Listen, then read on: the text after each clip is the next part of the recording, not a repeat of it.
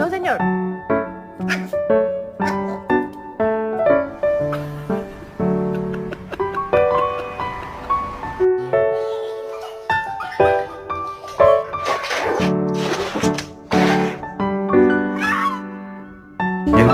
Gamana. Go to your kennel. Hey! You put that down! It was just a shock. I didn't do it. I didn't do it on purpose.